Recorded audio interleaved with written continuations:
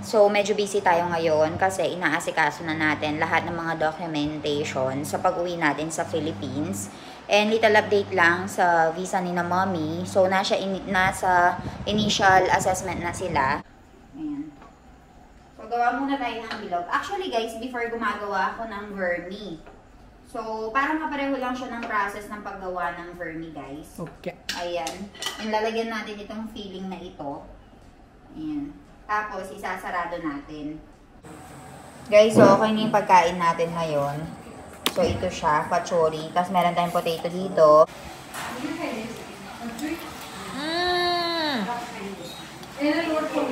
Harap! It explodes in the mouth.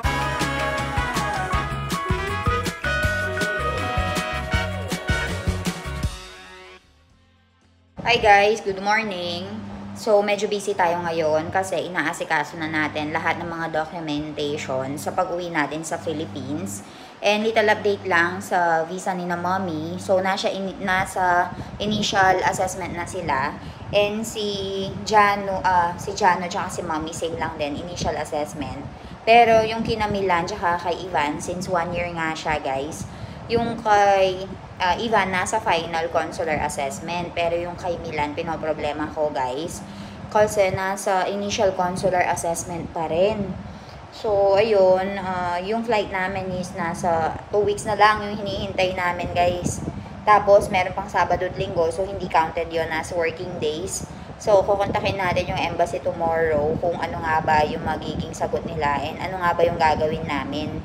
And also good news guys, libre na po yung visa free na po yung mga Indians kapag pupunta sila ng Philippines. And starting October 1, meron na pong direct flight from India to Philippines, Philippines to India. So direct na siya. Hindi mo na kailangan pang mag-stop over sa Singapore, sa Dubai, sa Bahrain, ganyan. So meron ng direktang flight and same lang din yung presyo. So ayun, feeling ko mas pinapadali ng gobyerno yung pagpunta ng mga Indians for tourism purposes. So hopefully kapag pupunta din yung mga Pilipinas sa India, magiging visa free din. So kapag sana pupunta na yung parents ko dito tsaka yung mga kapatid ko, visa free na. So wala na masyadong kaek-ekan. So kakain na kami ngayon, nire-ready ko na. Papakita ko yung pagkain natin. So guys, ayan, meron tayong kachumbar or salad made out of tomato at saka mango. Tapos dito meron tayong ulam. Ayan, potato yan na may, ewan ko ano ba yan. Basta gulay yan. Tapos meron tayong rotli dito. And yan lang yung pagkain natin. Meron tayong mangga. So, merong buttermilk din. Tara, kain tayo guys. Walang karne dito. Puro gulay lang na ganyan. Itong mamra dito, sabi ni mommy, anuhin ko daw. Ilagay ko daw dito sa may microwave oven para kapag dumating si Masi, naka-ready na. Because today we'll be cooking kachori. So naka-ready na lahat ng mga ingredients na kakailanganin. Meron tayong sampalok na parang ipang sauce, ganyan. Ayan, naka-ready na. So hintayin lang natin si Masi na dumating. So ngayon guys, gagawin ko na itong mamra. Ayan yung mamra guys. So ito yung pagkain natin for today. And dito, kung makikita natin, nandyan na si Trusa Masi. Si Trusa Masi sukha banawan siya, pra? Kachori bel banawan. Kachori bel. बराबर अने मारा mummy already तैयार कर दीधું છે શું કહેવાય આ Trusa Masi? ચટણી છે. ચટણી, ગ્રીન ચટણી, લીલા ચટણી અને આ એમાં નહીં હોય, અંદર છે. લીલા ચટણી અને પેલા બીજું આમલીની ચટણી. આમલી, ખજૂર આમલી ચટણી. આજે શું કહો છો? ટામેટાની લાલ ચટણી બનાવો. ટામેટીની લાલ ચટણી બનાવવાનો એમ. બરાબર. So, si Trusa Masi guys, magluluto na siya ng kachori and dito naman ako yung mamra. Lalagay ko dito sa may sa may microwave oven. Tapos, lulutuin na natin siya. Tulong tayo kay Trusa Masi. So, ayan guys, tulungan na natin si Masi dito sa pagluluto. And hinahanap ko yung malaking lalagyanan. Usually kasi, kapag nagluluto kami ng mamra, ayan, meron kaming malaking lalagyanan dito. Ito yung ginagamit namin. Tapos, nilalagay ko siya dito sa may microwave oven for 2.5 minutes. Ayan. And alam nyo ba guys, ubos na yung mamra namin. So, before kami umuwi ng Philippines, kailangan naming ano ng mamra. Kailangan naming magluto para meron kaming baunin. Ayan. Actually guys, alam nyo ba, ngayon na meron na kaming nagluluto dito sa bahay, medyo, di ba, every month nagbayad kami ng 5,000. So, sa 5,000 na yon, natitipid din namin kasi hindi na kami masyadong lumalabas. Well, actually, lumalabas pa rin naman kami once a week. Pero dati kasi thrice a week kami nakain, nagte-take out ng pagkain. Pero nga dahil meron na kaming nagluluto dito sa bahay, medyo napadalang na. So, medyo nakakatipid kami. So, ngayon, another new item na naman yung lulutuin ni Masi, which is kachori. So, ilagay na natin itong, guys, itong mamra dito sa may microwave oven. So, 2.5 minutes. Alisin natin itong mga pakalat-kalat dito. Ang dami kasi naming mga, kalat-kalat. Guys, natapos na natin yung 2.5. So, ilalabas na natin. And, kay muku, Masi. Bardo pellama. Pachi, aprak tayar karo ano, em. Chale? Na, kari di daw siya. Or minute say kume. Kaya, pela, karo. Ha?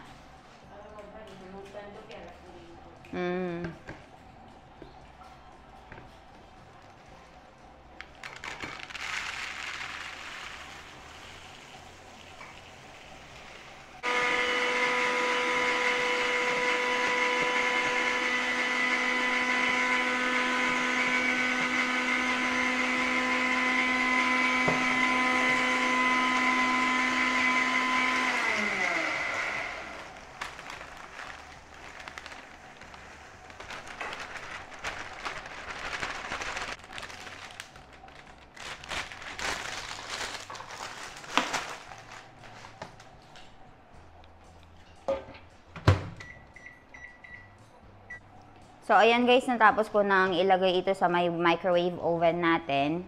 So, merong gagawin daw si Masi doon for the kachori. And ito naman, yung mga tomato natin, gumagawa siya ng tomato chutney. Tapos, meron tayong green chutney dito. Ayan. And tatawagin niya tayo kapag gagawin na natin. And titignan ko muna yung anak ko doon. Naglilibot. May chakis. So, ngayon dito guys, dumating kasi si Baby Ivan. So, I am not able to shoot the video. So, ito guys, meron tayong mamra dito. So, naglagay siya ng chili powder, salt, and turmeric powder. Tapos, meron siyang hinating mga onion for the kachumbar. And ito naman, ito is made out of senilot siya, Masi Buligya?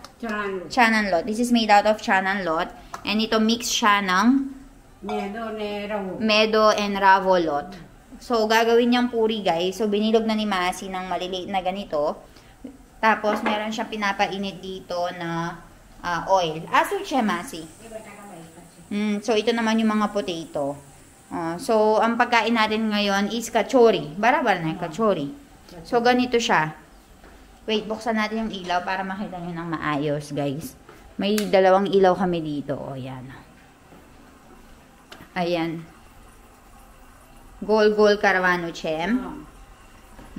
So, bibilugin natin ganyan, guys. Pachis, andar sunakwa, no?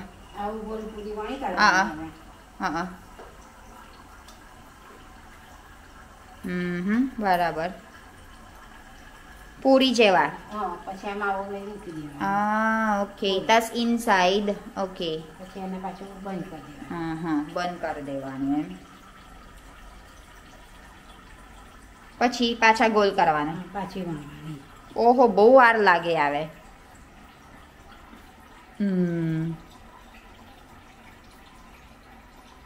હવે પાછા 2 વખત. જોજો તેલ, માસી.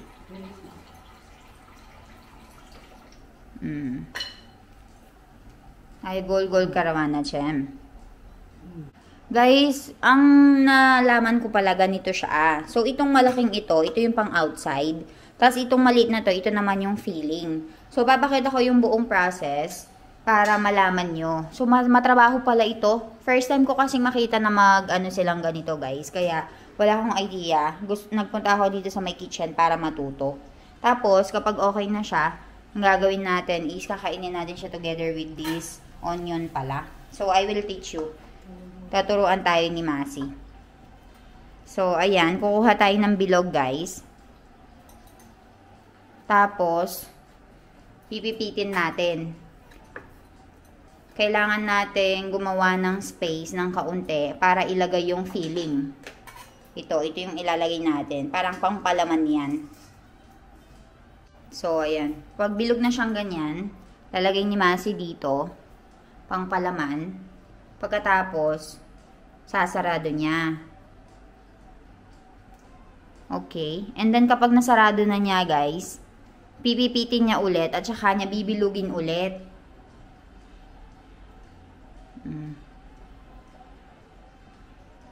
Ayan. Barabar. And then, pipipitin niya ulit. Okay.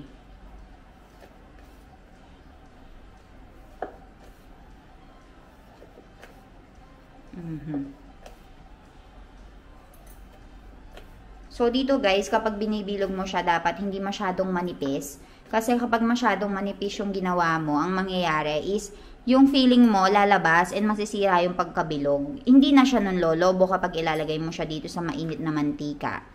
So, ayan. Ayan, nakikita nyo ba? Bilog na siya. So, ang gagawin ni Masi dito is, ilalagay niya sa mainit na mantika. And then, nahayaan mo lang siya na lumobo. And maluto both side. So, medium dapat yung apoy mo. Ayan o. Amas na siya. Huilo. So, ito dapat nakalobo siyang ganyan, guys. Oh. Tapos, kapag nalobo ng ganyan, lalagyan mo siya ng filling sa loob ulit. Like yung mamra. Amas na siya. Jordar keway. Ayan. Close na. Ayan, guys. Oh. Lumobo, diba? So, ito yung tinatawag nilang kachori. And inside, andar susuna ko, ano pa, chimasi? Mamra, pachi. Mamra, sev, ungri. Sev, onion. Chutney. And chutney. Okay. So, ganun pala. So, yung base lang pala yung gagawin natin. And batakan eh. Bataka and potato. Mamra mo din ko diyan. Euche. So, yung potato daw hahatiin into small pieces. Chutney juga. And then, ayan siya, guys. Oh. Okay. Okay na yan, guys. Guys, so, dahil gumagawa si Masi dito ng puri, ang gagawin natin is babalatan natin itong mga potato na pinakuluan niya. So, kung napapansin nyo, mga tomato yan na pinakuluan niya. So, dahil medyo matrabaho yung ginagawa niya, tulungan natin kasi baka malate tayong kumain kasi aabutin tayo ng alas 8 dahil lang sa pagluluto ng pagkain na ito kasi matrabaho talaga to. So, papalamigin ko lang itong mga patatas. Tapos, aalisin natin yung mga balat. Tapos, hahatin natin into small pieces. Ito yung gagawin nating filling. So, papakita ko kapag bubutasan na yung kachori. Tapos, lalagyan natin ng sevdaw, mamra, at saka chutney, at saka itong potato. So, ayun. Balitaan ko kayo, guys.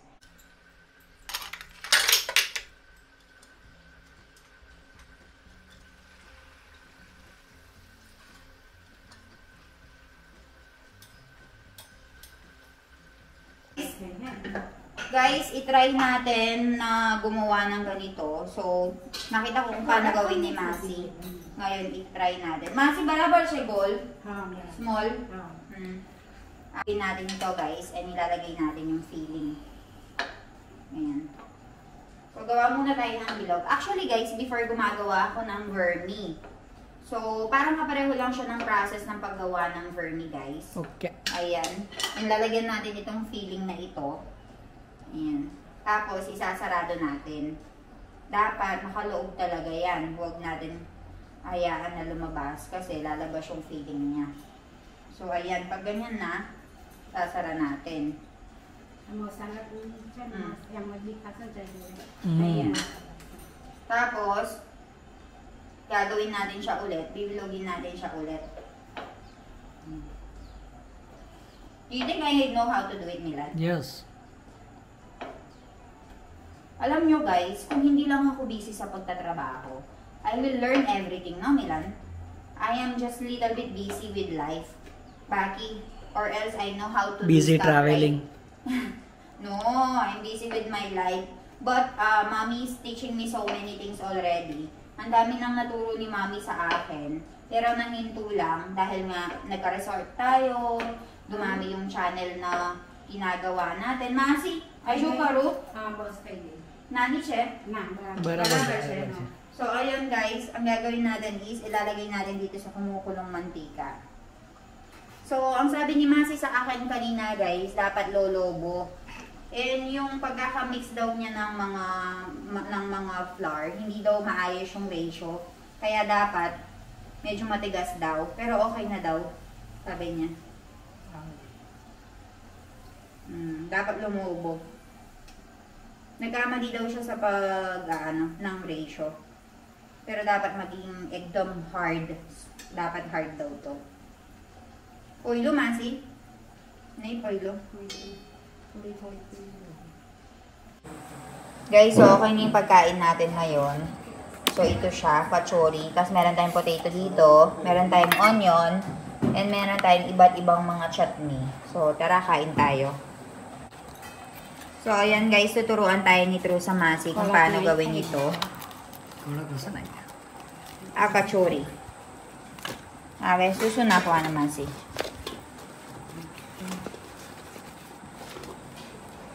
Karakpeg yun. Salsa pa. Ayan. Mamra.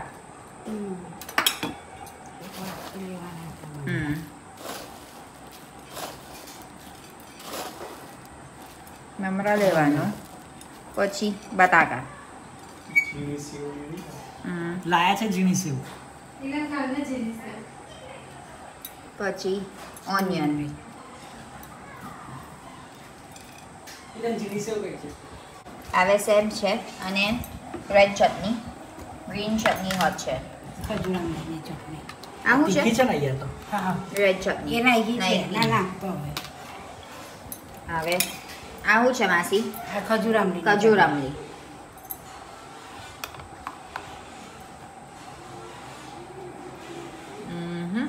And then, green chutney.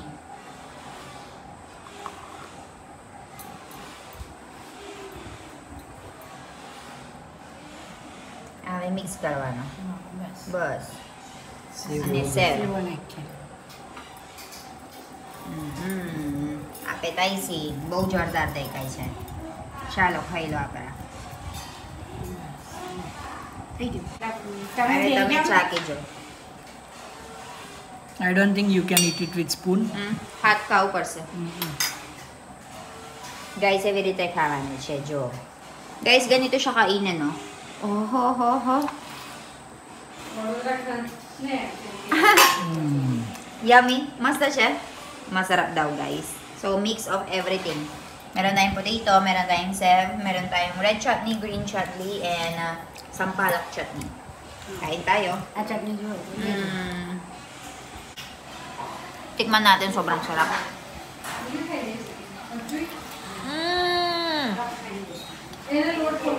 Sarap. It explodes in the mouth. Very tasty. You can taste the chutney. Sarap.